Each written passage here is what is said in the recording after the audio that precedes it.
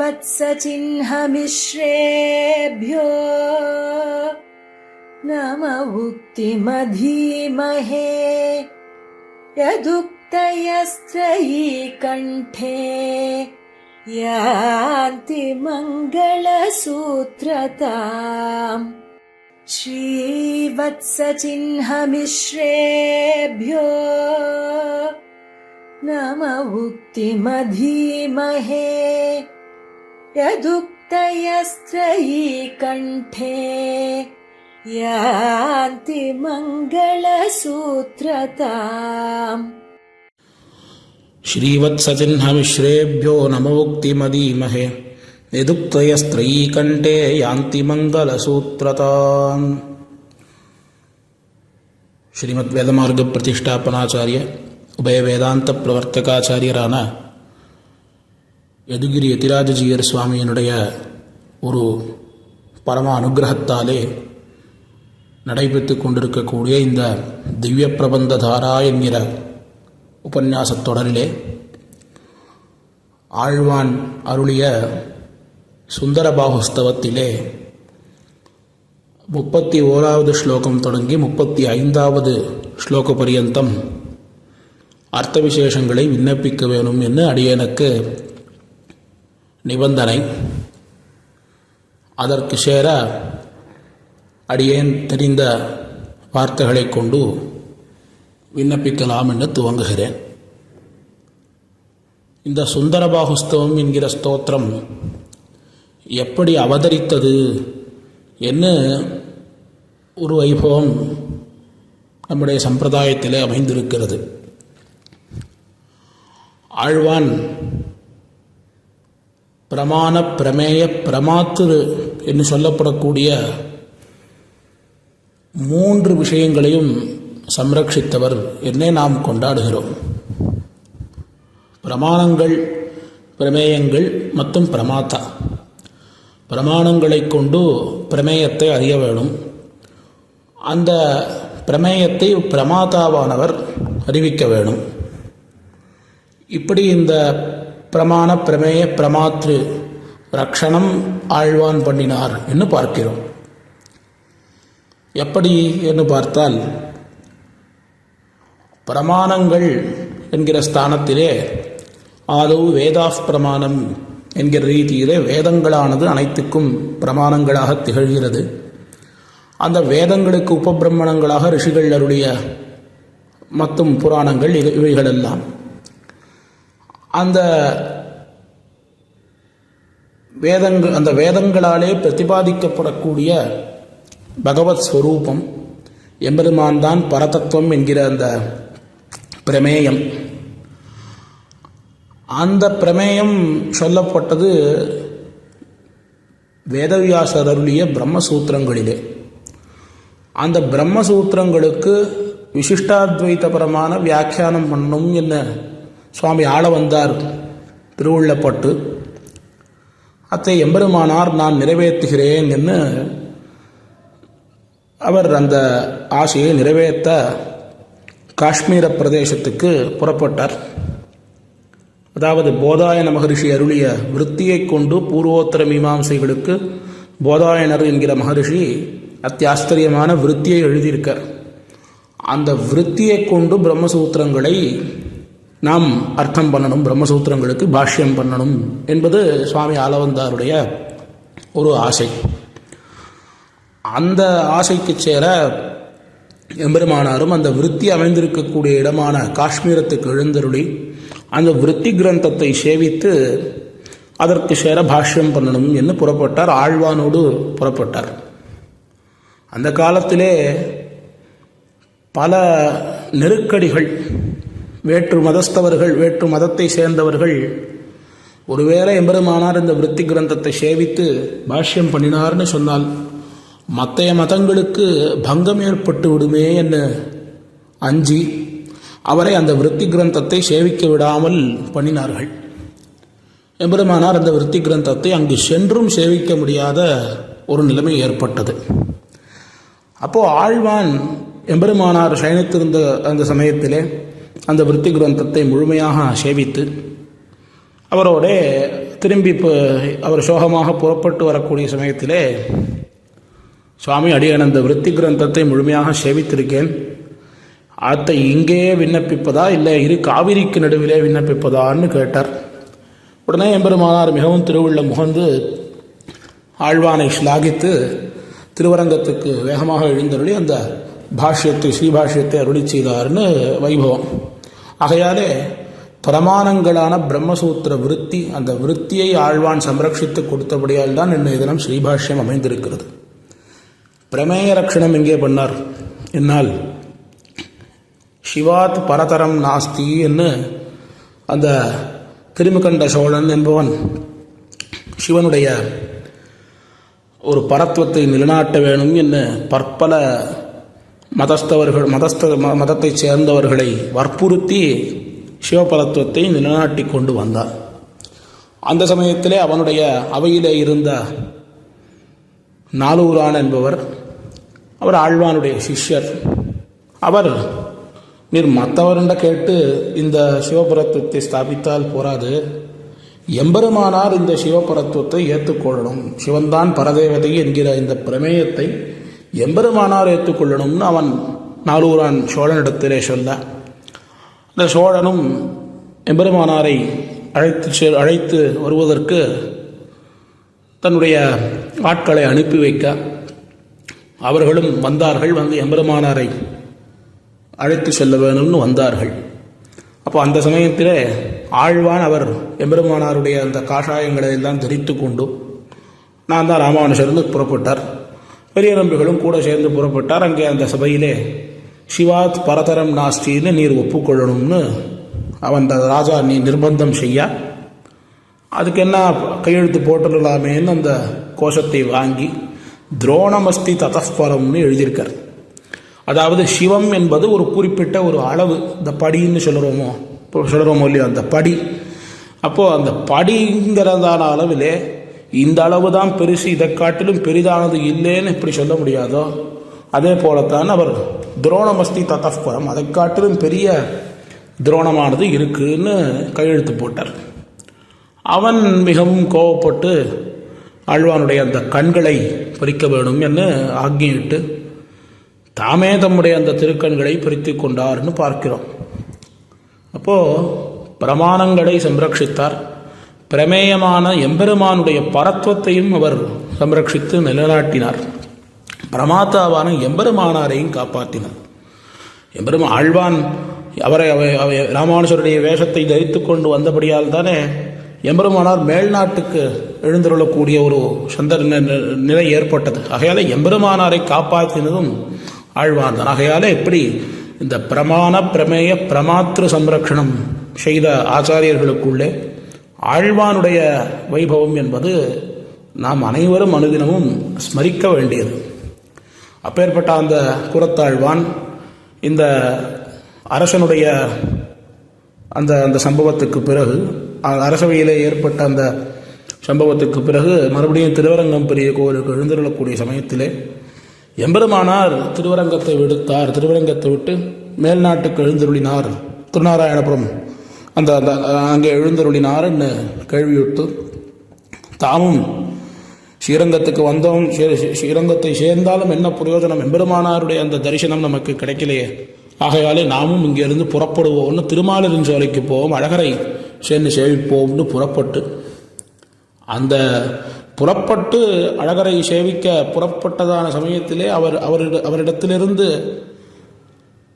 வந்த வார்த்தைகள் தான் அதிமானுஷஸ்தவமாகவும், அதாவது ஸ்ரீவைகுண்டஸ்தவமாகவும் அதிமானுஷஸ்தவமாகவும் வடிவெடுத்தது. அதன் பிறகு திருமாலிருஞ்சோலைக்கு சென்று சேர்ந்து அந்த சுந்தரபாகுவனுடைய அத்தனை சௌந்தரியத்தையும் அத்தனை அழகையும் அனுபவிக்க வேண்டும் என்று ஆழ்வான் பண்ணினதுதான் இந்த சுந்தரபாகுஸ்தவம் என்கிற இந்த ஸ்தோத்திரம். அத்தியாச்சரியமான ஸ்தோத்திரம். திருமாலிரும் சோதமலையில் இன்னளவும் இந்த ஸ்தோத்திரம் அனுசந்திக்கப்பட்டு வருகிறதுங்கிறது ஒரு பெருமை. இந்த சுந்தரபாகுஸ்தவம் அழகருடைய மொத்த திருமேனி அழகையும் வர்ணிக்கக்கூடிய ஒரு ஸ்தோத்திரம். வெறும் திருமேனி அழகு மாத்திரம்தானா, அவனுடைய அத்தனை குணங்களையும் கல்யாண குணங்களையும் வர்ணிக்கக்கூடியதான ஒரு ஸ்தோத்திரம் இந்த சுந்தரபாகுஸ்தவம்.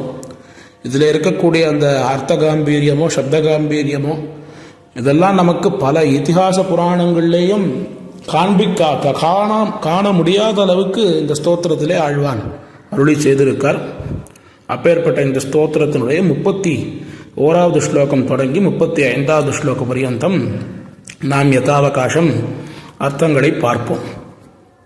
அதில் அந்த 31வது ஸ்லோகம் நிஹீனோ ஜாத்யாவா பிருஷமகுஷலைர்வா ஸ்வச்சரிதைஹி புமான் வையः கஷ்டித் बहुतृणमपि स्यादगुणतः भजन्तं तं पश्येत् भुजगपतिना तुल्यमपि यः वनाद्रिप्रस्थस्थः सममशरणं सुन्दरबुधः.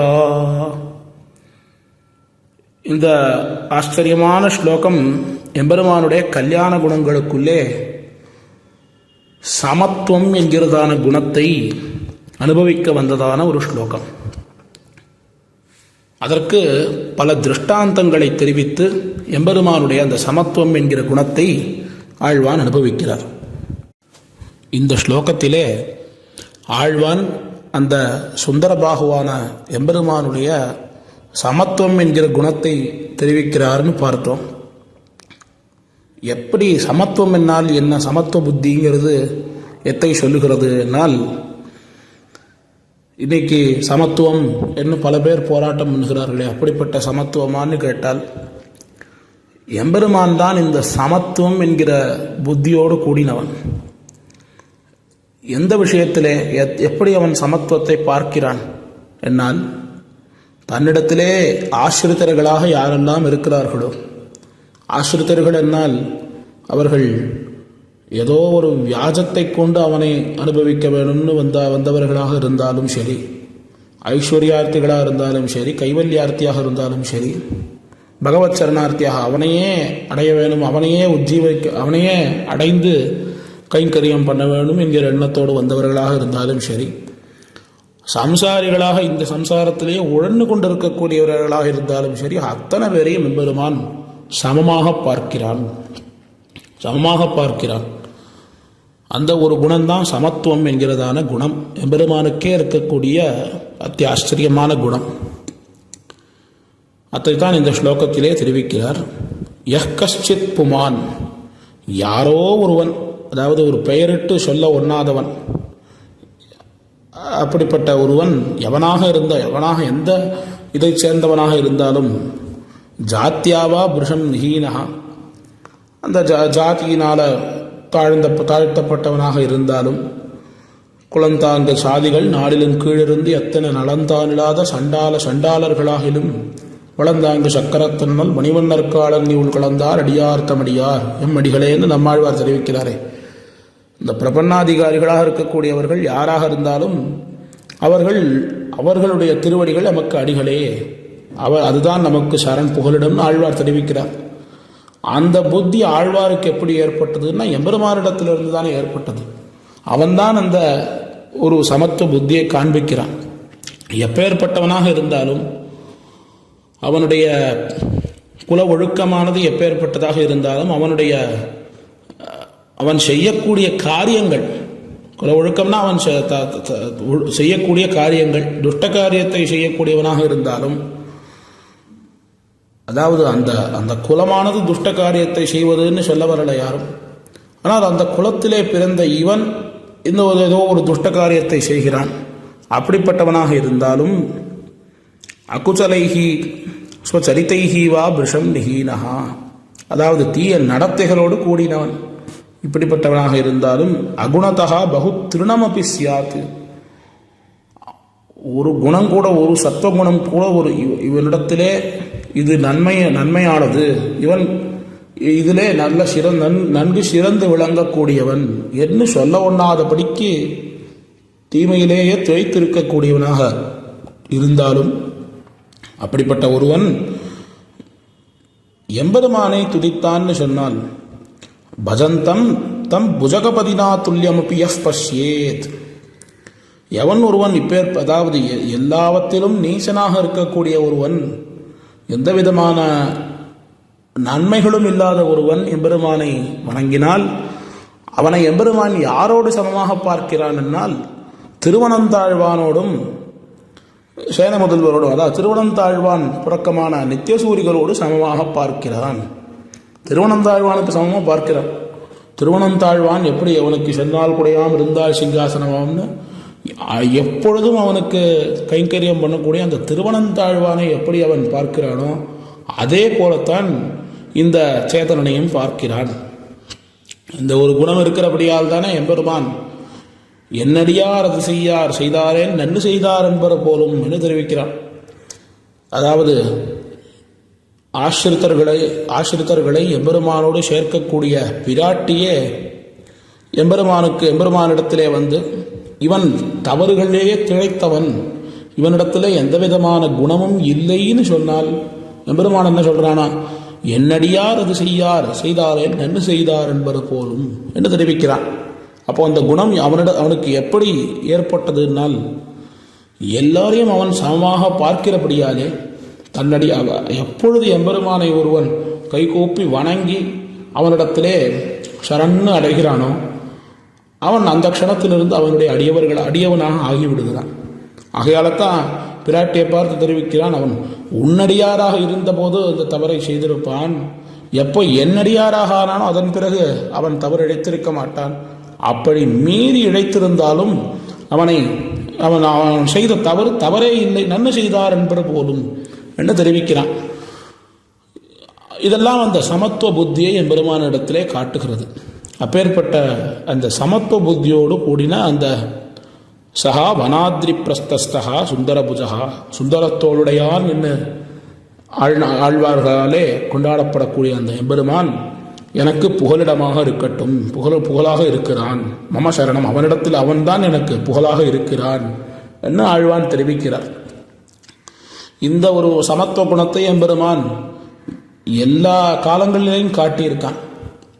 விபவாவதாரங்களிலே பார்த்தோன்னு சொன்னால் ஸ்ரீராமாயணத்திலே பார்க்கலாம், கிருஷ்ணாவதாரத்திலே பார்க்கலாம். எல்லோரோடும் சமமாக பழகக்கூடியவன், யாரிடத்திலேயும் ஏற்றத்தாழ்வுகளை பார்க்காதவன் பார்க்கிறோம்.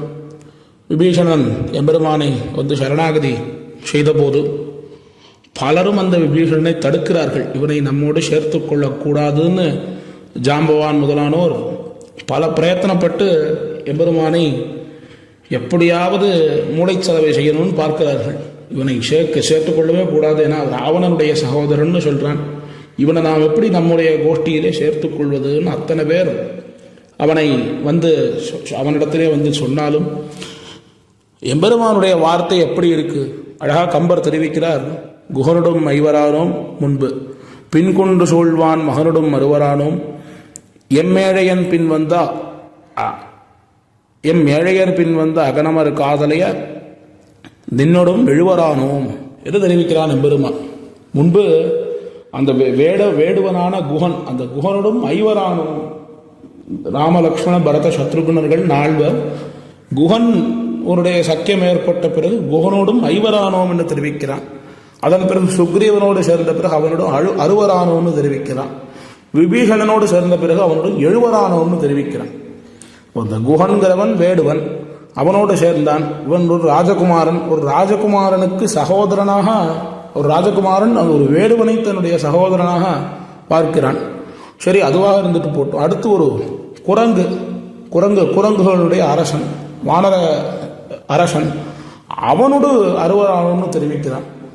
அதன் பிறகு ராட்சசன் விபீஷணன், அவனோடு 70 தெரிவிக்கிறான். அப்படி யாரிடத்திலேயும் எந்த விதமான தாழ்ச்சியையும் பார்க்காது அனைவரோடும் எம்பெருமான் சமமாக பழகுகிறான் என்கிற ஒரு சமத்துவ குணத்தை இந்த ஸ்லோகத்தாலே ஆழ்வான் தெரிவிக்கிறார்.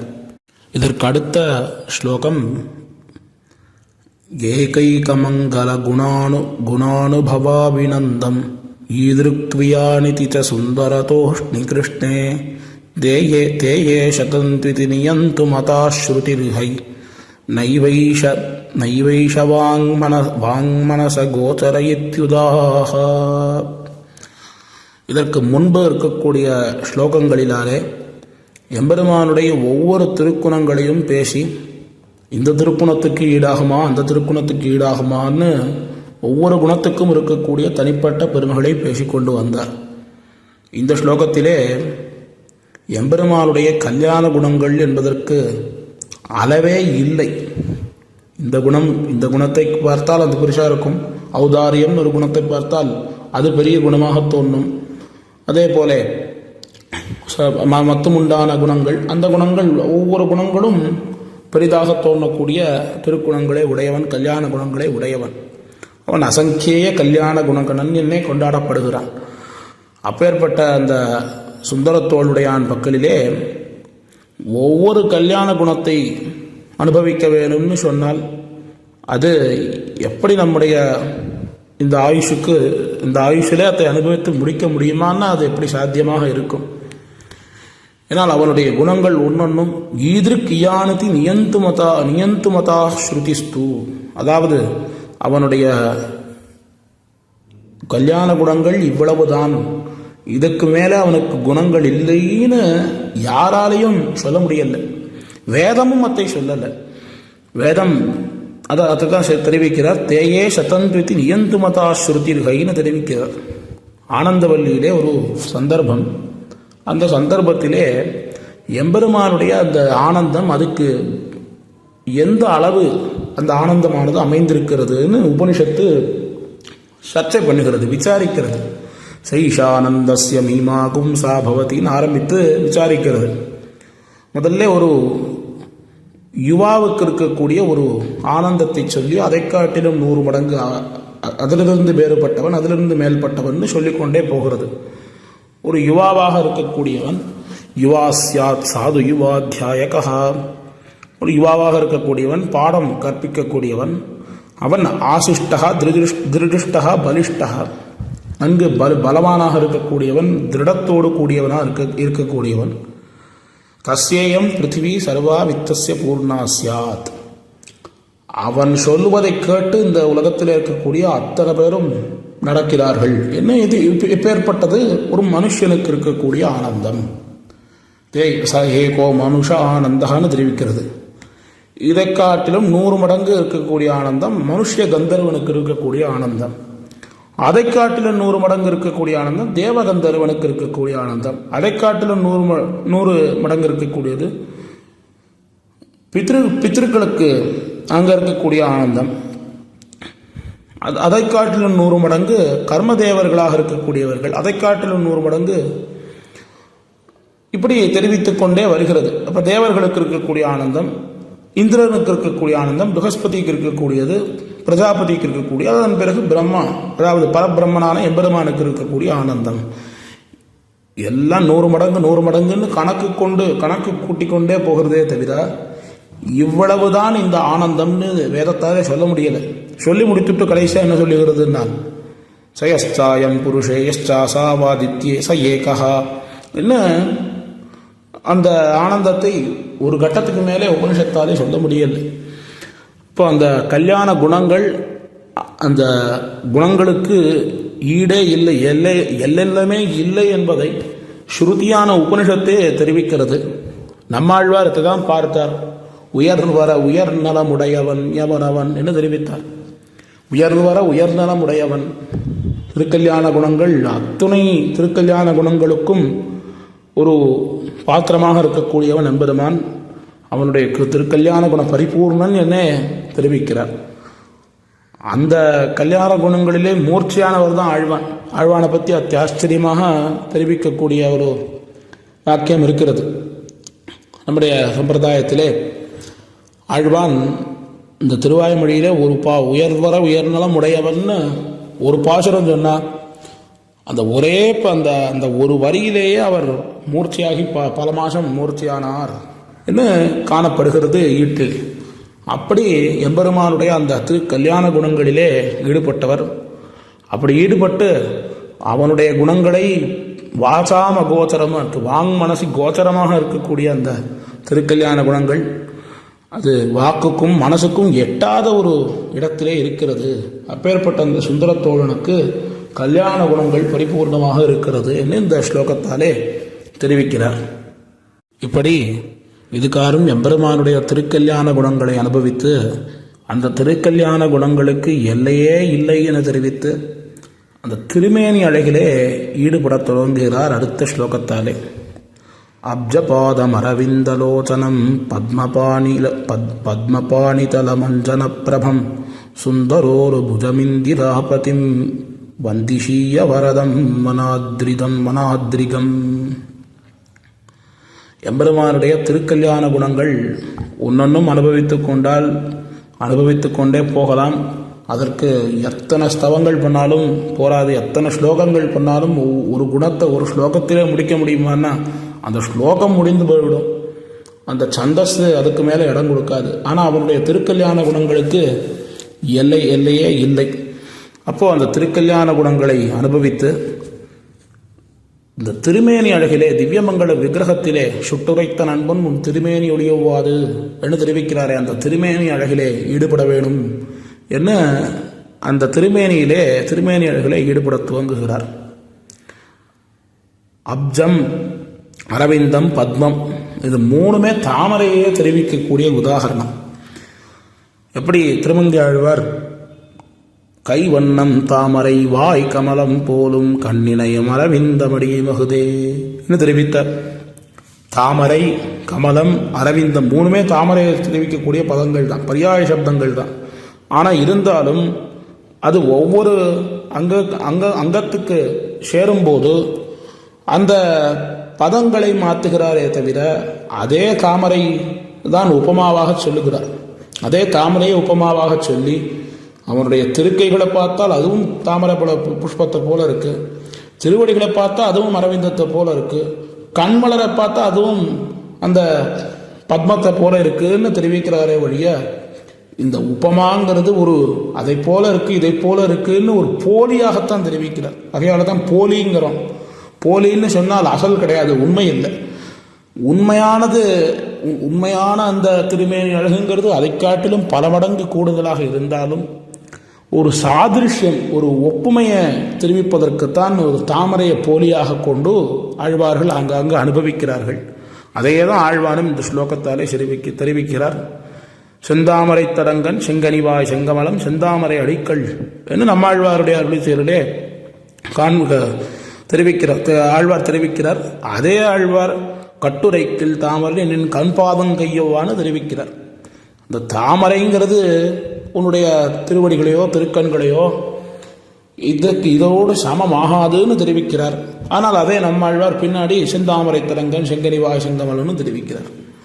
எம்பெருமானுடைய திருமேனி அழகை அனுபவிக்கணும்.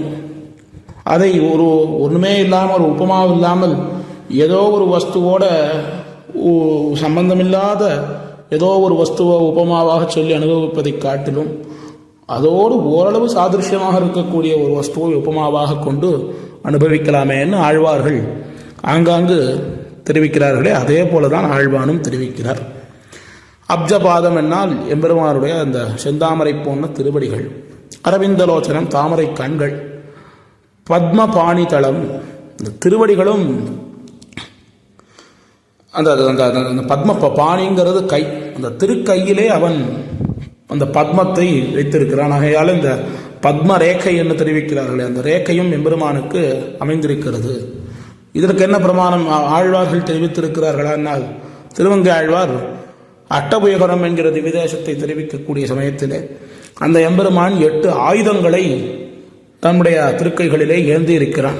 அந்த 8 ஆயுதங்கள் என்னென்னா செம்பொன் நிலங்கு தின்கவாழி தின்சிரல் உண்டோடு சங்கமுழ்வாள் உம்பொரு சுடராழியோடு கேடகம் ஒன் மலர் பத்தியத்தே என தெரிவித்தார். அந்த ஒன் மலர் என்பது அந்த தாமரையைத்தான் தெரிவிக்கிறது. அப்பேற்பட்ட அந்த பத்மபாணி தலம் பத்மத்தை தன்னுடைய திருக்கையிலே கொண்டிருக்கிறான். அஞ்சன பிரபம், அப்படி அஞ்சனமன்னன் என்று ஆழ்வார்கள் தெரிவிக்கக்கூடிய ரீதியிலே மைப்படி மேனியும் என்று தெரிவிக்கிறாரே, அதே ரீதியிலே இந்த கல்லழகன் சேவசாதிக்கிறான். எம்பெருமானுக்கே என்ன பேருன்னா கல்லழகர்னு பேர். திருமாலிரும் சோலை எம்பெருமானுக்கு கல்லழகன்னு பேர் திருநாமம் வருவதற்கு என்ன காரணம் என்னால் அவனுடைய அந்த திருமேனியினுடைய அந்த ஒரு காந்தி தான், அந்த தேஜஸ் தான். அந்த திருமேனியினுடைய காந்தியை அபகரிக்கணும்னு பல மந்திரவாதிகள் எல்லாம் வந்து அந்த மந்திரவாதிகளில் இருக்கக்கூடிய ஒருத்தன் இந்த திருமேனி அழகிலேயே ஈடுபட்டு இந்த திருமேனியை யாரும் அபகரிக்கக்கூடாதுன்னு அங்கே காவல்காரனாக இருந்தான்னு பார்க்கிறோம் அந்த திருமாலிருஞ்சோலை சோழ மலையிலே. அப்படி அந்த திருமேனியை அபகரிக்கணும்னு வந்தவனிடத்திலேயும் தன்னுடைய திருமேனி அழகை காட்டி அவனை அங்கேயே காவல்காரனாக அமர்த்தி இருக்கிறான் அந்த எம்பெருமானால். அவனுடைய அந்த திருமேனி அழகு எப்பேற்பட்டதாக இருக்கும். அதுவும் அடியனுக்கு சமீபத்திலே இந்த திருமாலிருஞ்சோலைக்கு சோலைக்கு சென்று சேவிக்கக்கூடிய பாக்கியம் ஏற்பட்டது. அடியனுடைய சுவானுபவத்தை சொல்கிறேன். எம்பெருமானுடைய அந்த திருமேனியை நோக்கி திரும்பினவன் தான் ஒரு 3/4 மணி நேரம் கண்ணையே எடுக்க முடியல. அந்த அழகனுடைய திருமேனி அழகு, அவனுடைய அந்த திருத்தோள்கள் அழகாகட்டும், அந்த திருமுகமாகட்டும், அந்த திருக்கைகளாகட்டும், தன்னுடைய திருவடியை காட்டக்கூடிய அந்த திருக்கைகளாகட்டும் திருவடியாகட்டும், அதை சேவித்தோன்னு சொன்னால் அங்கேயே திருமாலிரும் சோலையிலே நித்தியவாசமாக இருந்து கொண்டு எப்பொழுதும் அந்த எம்பெருமானை சேவித்து கொண்டே இருக்கலாம்னு தோணும்படி இருக்கிறது. அப்போது நம்மை போன்ற அரியணை போன்ற சாமானியர்களுக்கே எப்படி இருக்கிறதுன்னு சொன்னால், எப்பொழுதும் எம்பெருமானையுடைய திருமேனி அழகையே நினைத்து கொண்டு அந்த திருமேனி அழகிலேயே ஊன்னி இருக்கக்கூடிய ஆழ்வான் அவர் இந்த வார்த்தையை தெரிவிக்கிறாருங்கிறது ஆச்சரியமே கிடையாது. அப்படிப்பட்ட எம்பெருமான் பத்மபாணிதளம் அஞ்சனப்பிரபம் சுந்தரூருபுஜம், அந்த அந்த நீண்ட திருத்தோள்கள் சுந்தரத்தோளுடையான் என்ன தெரிவிக்கிறாளே ஆண்டாள். அந்த திருத்தோள்கள் அழகுக்கே அந்த எம்பெருமான் பிரசித்தமானவன். இந்திராபதியின் திருமகளார் தனிக்கழிவனாக இருக்கிறான் அந்த எம்பெருமான். இவன் யாருன்னு தெரிவிக்கிறார். யார் இவன் என்னால் வனாத்ரிகம் வரதம்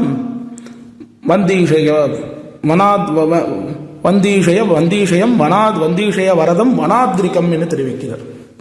இந்த வனத்திலே இருக்கிறவன் வேற யாரும் இல்லை, அத்திகிரி மாமலையிலே இருக்கானே அந்த தேவப்பெருமாள் தான் இந்த அழகனாக எழுந்தருடைய இருக்கான் என்று ஆழ்வான் தெரிவிக்கிறார்.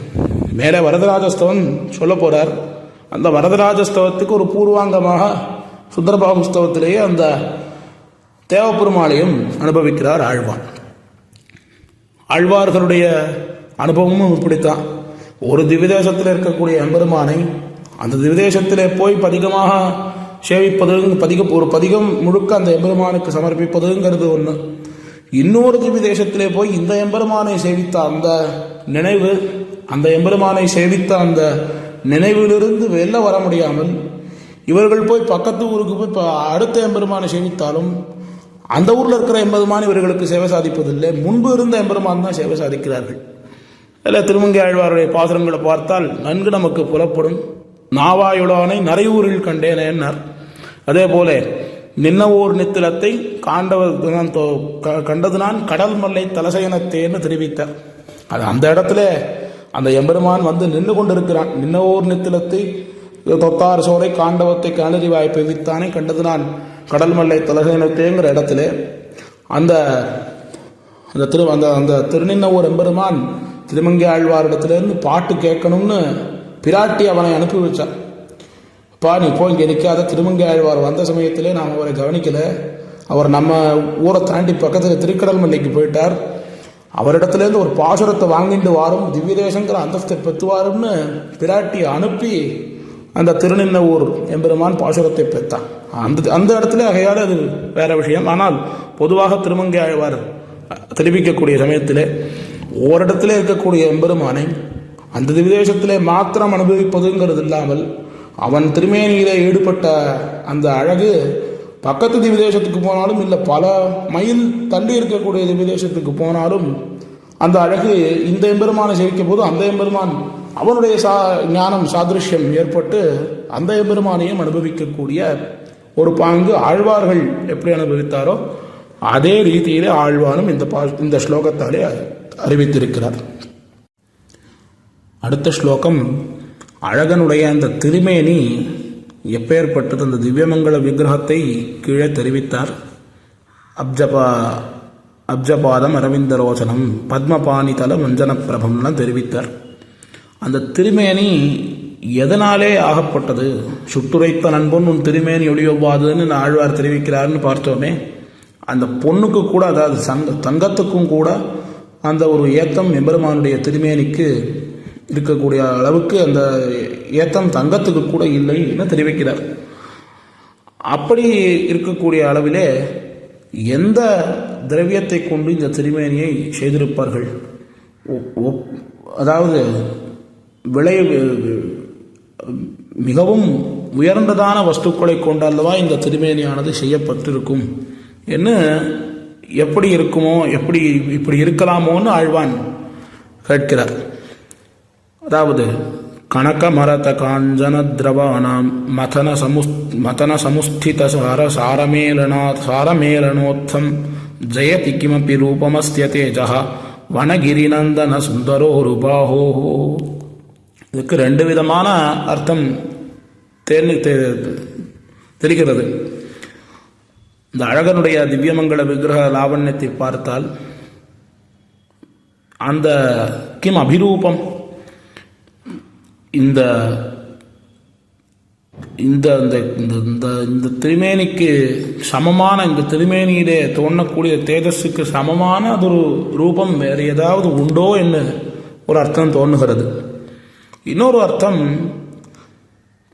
தேஜ கிமப்பி ரூபம் ஜெயதி, அதாவது எம்பெருமானுடைய இந்த தேஜோமயமான இந்த உருவம் இது எப்படிப்பட்டது என்று கேள்வி கேட்டுண்டு அதற்கு பதில் சொல்லுகிறார். கனகமரத காஞ்சன திரவானாம் மதன சமுத்திதம் சாரமேலனோத்தம். கனகம், அதே போல மரகதம், அதே போல அஞ்சனம், இப்பேற்பட்ட இந்த திரவியங்கள், இந்த திரவியங்களை எல்லாவற்றையும் நன்கு உருக்கி அந்த உருகின அந்த திரவமயமான அந்த நீர்த்திருக்கக்கூடிய அந்த திரவியங்களை நன்கு வடிகட்டி அதை ஒன்று சேர்த்தால் எப்படி இருக்குமோ அதுபோல இருக்கிறது இந்த அழகனுடைய அந்த திருமேனி. இந்த கனக திரவம், மரகத திரவம், இந்த அஞ்சன திரவம், இந்த மூன்று திரவங்களையும் நன்கு சேர்த்து மதனம் பண்ணி, மதனம்னா நன்கு மத்திலே கடைவது, அந்த மூன்று திரவத்தையும் நன்கு கடைந்தால் அதிலிருந்து வரக்கூடிய சாரானது ஒன்று இருக்குமோ, எப்படி நன்கு தயிரை கடைந்தால் அதிலிருந்து இருக்கக்கூடிய சாராக அந்த அந்த கடைவதிலிருந்து வெண்ணெய் எப்படி கிடைக்கிறதோ அதுபோலே அந்த திரண்டு வருகிறது போலே இந்த கனக திரவம், அஞ்சன திரவம், மரகத திரவத்தை சேர்த்து கடைந்தால் அதிலிருந்து வெளிப்பட்டதான ஒரு உருவமாக இருக்கிறது போல இருக்கிறதே இந்த திருமேனி என்ன அந்த திருமேனியினுடைய அழகை தெரிவிக்கிறார். அதாவது எம்பெருமானுடைய திருமேனிக்கு ஒப்பாக எத்தையும் தெரிவிக்க முடியாது. ஆனால் ஒரு உயர்ந்த ரத்னங்கள், இந்த ரத்னங்கள் விலைமதிப்பில்லாத ரத்னங்கள், விலைமதிப்பில்லாததுன்னா அதற்கு இவ்வளவுதான் விலை, அதாவது இந்த ரத்னத்தினுடைய உயர்வுங்கிறது இவ்வளவுதான், கொஞ்சம்தான் இந்த ரத்னம் உயர்ந்ததுன்னு இல்லை. அப்பேற்பட்ட ரத்னங்கள், அந்த ரத்னங்களை நன்கு உருக்கி அதை கடைந்தால் எப்படி இருக்குமோ அதுபோல இருக்கிறதுன்னு தெரிவிக்கிறார். இது ஒரு உபமாவாகத்தான் தெரிவிக்கிறாரே தவிர உண்மையாக எம்பெருமானுடைய திருமேனிங்கிறது அதை காட்டிலும் மிகவும் தேஜஸ்மயமாகத்தான் இருக்குங்கிறதுல எந்த விதமான சந்தேகமும் இல்லை. அடுத்த ஸ்லோகம். இந்த திருமாலிரும் சோலை எம்பெருமானுக்கு அலங்காரன் என்ன திருநாமம் உண்டு. இந்த திருநாமத்தை தந்தவர் பெரியாழ்வார். தம்முடைய பெரியாழ்வார் திருமொழியிலே பல நாழம் சொல்லி பழித்த சிசுபாலன் தன்னை அலபலமை தவிர்த்த அழகன் அலங்காரன் மலை குலமலை கோலமலை குளிர்மாமலை கொத்தமலை நிலமலை நீண்டமலை திருமாலிரும் சோலையதேன்னு தெரிவிக்கிறார். திருமாலிரும் சோலையில் இருக்கக்கூடிய எம்பெருமான் அழகன் அலங்காரன். அவன் யாரென்னால் இந்த கிருஷ்ணாவதாரத்திலே பல நாளம் சொல்லி பழித்த சிசுபாலன் தன்னை அலவலமை தவிர்த்த அழகன் அலங்காரன். இந்த சிசுபாலன் 100 முறை கண்ணனை திட்டணும்னே வரம் வாங்கி பல முறை 100 முறை கண்ணனை வைதான். கண்ணனை கண்டபடிக்கு அவன் பசவு பாடினான். அப்படிப்பட்ட அந்த சிசுபாலனுடைய தலையை முறித்து அந்த தலையை வெட்டி அவனுக்கு ஒரு சத்கதியை தந்தான் எம்பெருமான். அப்படிப்பட்ட அவனுடைய அந்த அளவலமை தவிர்த்தான் இந்த அழகன் அலங்காரன். அவன் அலங்காரன்னு தெரிவிக்கிறார். அப்படிப்பட்ட அந்த அலங்காரன் எழுந்தருளி இருக்கக்கூடிய மலை குளமலை கோலமலை குளிர்மாமலை கொத்தமலை நிலமலை நீண்டமலை என்னெல்லாம் அதுக்கு விசேஷணங்கள் தெரிவிக்கிறார். இவனுக்கு அழகன்கிற திருநாமம் தன்னுடைய சுந்தரராஜா சுந்தரபாகுன்னு தெரிவிக்கிறோமே, அழகன் என்பதற்கு அது சேருகிறது. இந்த அலங்காரன் என்கிற திருநாமம் இவனுக்கு எப்படி ஏற்பட்டது என்று ஆழ்வான் விசாரிக்கிறாராம் இந்த ஸ்லோகத்தினாலே. கிம் நு ஸ்வயம் ஸ்வாத்ம விபூஷணம் பவன் அசாவலங்கார இதி ஹிரிதோ ஜனைஹி வர்திஷ்ணுபாலத்ருமஷண்டமண்டிதம் வனாச்சலம் வா பரிதः பிரசாதயன். கிம்னு ஸ்வயம் என்னது? ஸ்வாத்ம விபூஷணம் பவன், தனக்குத்தானே அழகாக இருக்கக்கூடிய, தானே தனக்கு அழகாக இருக்கக்கூடிய அந்த அலங்காரமாக இருக்கக்கூடிய அவனுக்கு, அந்த எம்பெருமானுக்கு அலங்காரன்னு திருநாமம் ஏற்பட்டிருக்கிறது. அலங்காரன்னு திருநாமம் யாருக்கு ஏற்படலாம்னு சொன்னால், யார் நன்கு அலங்காரம் பண்ணிக்கொள்கிறார்களோ அவர்களுக்கு ஏற்படலாம். இந்த எம்பெருமானோ இவனுக்கு தானே தனக்கு ஆபரணங்களாக அலங்காரனாக இருக்கிறான். ஆபரணத்துக்கு அழகு சேர்க்கும் பெருமாள்னு அவனுக்கு கொண்டாட்டங்கள் எம்பெருமானுக்கு அமைந்திருக்கிறது. ஆபரணம் அணிவதால் தான் ஒருவன் அழகு பெறுகிறான், அது சாமான்யமாக லோகத்திலே பார்க்கிறோம். ஆனால் எம்பெருமானிடத்திலே அது அப்படியே தட்டுமாறி கிடக்கிறது. இவன் அணிந்து கொள்வதால் தான் அந்த ஆபரணத்துக்கு அழகு. ஸ்ரீரங்கநாதனிடத்திலே பார்க்கிறோம், அந்த ஸ்ரீரங்க விமான பதக்கம்னு அத்தியாச்சரியமாக பார்க்கிறோம். அந்த ரங்க விமான பதக்கம்ங்கிறது நம்பெருமாள் அணிந்து கொண்டால்தான் அந்த பதக்கத்துக்கு அழகே தவிர, நம்பெருமாள் அந்த பதக்கத்தை அணிந்து கொண்டதாலே அழகாக தெரியல. அதே போல நீலநாயகம்னு பார்க்கிறோம். இந்த நீலநாயகம்ங்கிற அந்த திருவாபரணம் நம்பெருமாளிடத்திலே அது இருக்கக்கூடிய, நம்பெருமாளத்தை அந்த திருவாபரணத்தை அணிந்து இருக்கிறபடியால் தான் அதற்கு நீலநாயகம்னே அந்த ஒரு பெருமை ஏற்பட்டிருக்கிறது.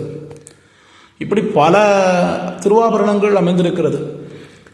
இந்த திருவாபரணங்களை அணிந்து கொள்ளுகிறபடியாலே எம்பெருமானுக்கு அலங்காரங்கிற திருநாமம் ஏற்படலை. இவனால தான் அந்த திருவாபரணங்களுக்கு ஏத்தமே தவிர அவைகளாலே இவனுக்கு ஏத்தம் இல்லை. இப்படி இருந்தாலும் எப்படி இவனுக்கு அலங்காரன்னு ஜனங்கள் எல்லாம் இவனை அலங்காரன்னு அழைக்கிறார்கள்? இதற்கு என்ன காரணம் என்று தெரிவிக்கிறார். ஒருவேளை இது காரணமாக இருக்கலாமோ என்று நம்மாழ்வாருடைய அந்த வளரிளம் பொழில் சோல் மாலிரும் சோலை என்று நம்மாழ்வார் தெரிவிக்கிறாரே. கிளரொளி இளமை கெடுவதன் முன்னம் வளரொளி மாயோன் மருவிய கோயில் வளரிளம் பொழில் சோல் மாலிரும் சோலை தளர் விளராகில் சாறுவது சதிரே என்று தெரிவிக்கிறார். திருமாலிரும் சோலைக்கு இளமை கெடுவதன் முன்னம் போகணும் அந்த எம்பெருமானை திருவடி தொடர்னு தெரிவிக்கிறார். அப்போ திருமாலிரும் சோலையும் அவ்வளவு அடர்ந்த காடுகளாக இருந்த காலம், ஆழ்வார் அனுபவித்த காலத்திலே அவ்வளவு காடுகளாக இருந்திருக்கும். இப்போ இருக்கு, இப்பொழுதும் அந்த மலைக்கு நடுவிலே தான் அந்த எம்பெருமான் சேவை சாதித்து கொண்டு இருக்கிறான். ஆகையாலே இந்த வனங்களெல்லாம் வர்திஷ்ணு பாலத்ருமஷண்ட மண்டிதம் வனாச்சலம் பரிதா, இந்த எம்பெருமானை சுற்றி இந்த வனங்களெல்லாம் இருக்கிறபடியாலே, இதனால இவைகளாலே எம்பெருமான் அவனுக்கு ஒரு அணிகலனாக ஒரு விபூஷணமாக இந்த மலைகள் எல்லாம் அமைந்திருக்கிறதோ அதனால இவனுக்கு அலங்காரன்னு திருநாமம் ஏற்பட்டிருக்கக்கூடும் என்று தெரிவிக்கிறார் ஆழ்வான் இந்த ஸ்லோகத்தாலே. ஆக இந்த 5 ஸ்லோகங்களாலே எம்பெருமானுடைய முதல்ல அவனுடைய அந்த குணங்கள், அவனுடைய கல்யாண குணங்களை அனுபவித்து, அந்த கல்யாண குணங்களை அனுபவிக்கிறோன்னு சொன்னால் அதில் ஒரு குணமோ 2 குணமோ அனுபவித்து முடிப்பதற்குள்ளே நம்முடைய ஆயுட்காலம் முடிந்துவிடும். ஏன்னால் அவனுடைய கல்யாண குணங்களுக்கு ஏதோ வாசோ நிவர்த்தந்தே அப்பிராப்பிய மனசாசகன்னு வேதமே அந்த உபனிஷத்தே எம்பெருமானுடைய கல்யாண குணங்களுக்கு முடிவே இல்லைன்னு தெரிவிக்கிறது. ஆகையாலே அந்த கல்யாண குணங்களை அனுபவித்துக் கொண்டே போகலாம்னு அத்தோடு நிறுத்தி, அதன் பிறகு எம்பெருமானுடைய திருமேனியிலே ஈடுபட்டு அந்த திருமேனி அழகிலே அவனுடைய திரு செந்தாமரை தரங்கன் செங்கலிவாய் செங்கமலம் என்று ஆழ்வார்களை தெரிவித்தது போல அவனுடைய திருமேனி அழகை வர்ணித்து, அதன் பிறகு அவனுடைய திருமேனியுடைய காந்தியை பார்த்து அந்த தேஜஸ் இப்படி ஏற்பட்டிருக்கக்கூடும் என்று விசாரித்து, இவைகளெல்லாம் இந்த திருமேனியிலே இந்த கனகம் முதலான திரவியங்களெல்லாம் சேர்ந்தபடியாலே இந்த திருமேனி இவ்வளவு இருக்கிற அத்தியாச்சரியமான காந்தி தேஜோ ரூபமாக இருக்கிறதோன்னு சொல்லி, இப்படி இந்த எம்பெருமான் அலங்காரன் என்ன அவனுக்கு இருக்கக்கூடிய அந்த திருநாமத்துக்கு என்ன காரணம்னு கேட்டுக்கொண்டு அந்த வளரிடம் பொழில் சூழ் மாலிரும் சோலையில் நம்மாழ்வார் தெரிவித்த கிரமத்திலே அந்த வனங்கள் எல்லாம் சூழ்ந்திருக்கிறபடியாலே அதுதான் அவனுக்கு விபூஷணமாக இருக்கிறது என தெரிவித்து மேலே சுந்தரபாகுவனுடைய விஷயத்தை ஆழ்வான் ஒவ்வொரு ஸ்லோகத்திலேயும் ஆச்சரியமாக அனுபவித்துக் கொண்டு வருகிறார். அடியனுக்கு இட்ட அந்த 5 ஸ்லோகங்களுடைய அர்த்தங்களை அடியன் தெரிந்த அளவிலே விண்ணப்பித்தேன். அதுவும் இந்த சமயத்திலே என்ன இந்த உபன்யாசத்தை நாம் அனுபவித்துக் கொண்டிருக்கக்கூடிய சமயத்திலேயே இந்த எம்பெருமானுடைய பிரம்மோற்சவமும் அமைந்திருப்பதுங்கிறது கூடுதலான ஒரு விசேஷம். அந்த கள்ளழகருக்கு இப்போதான் அந்த ஆடி மாதம் உத்திராட நட்சத்திர அந்த பௌர்ணமியை ஒட்டித்தான் பௌர்ணமி அன்னைக்கு அங்கே ரதோத்சவம், அதற்கு முன்பு அந்த பிரம்மோற்சவமானது ஆரம்பித்து நடைபெற்று கொண்டு வருகிறது. இந்த சமயத்திலே திருமாலரும் சோலையம்பெருமானுடைய அனுபவத்தை நாம் பெறுகிறோம் என்பது அந்த பிரம்மோற்சவத்துக்கு சேர அவனுடைய அனுபவத்தை பெறுவதற்கு பெறுவது போலே அமைய பெற்றிருக்கிறது. இப்பேற்பட்ட அந்த பாக்கியத்தை ஏற்படுத்தி கொடுத்த ஸ்ரீமத் பரமஹம்சேத்யாதி எதிகிரிஜியர் சுவாமியினுடைய திருவடித்தாமர்களே அடியனுடைய கிருத்தஜ்ஞங்களை தெரிவித்துக் கொண்டு மேலும் அடியன் ஏதாவது குத்தங்குறைகள் செய்திருந்தால் அதை பெரியோர்கள் திருத்தி பணிகொள்ள வேணும் என பிரார்த்தித்துக் கொண்டு அமைகிறேன். ஸ்ரீமதே ரம்யஜாமாத்ரு முனீந்திராய மகாத்மனே ஸ்ரீரங்கவாசினே பூயாத் நித்யஸ்ரீர் நித்யமங்கலம்.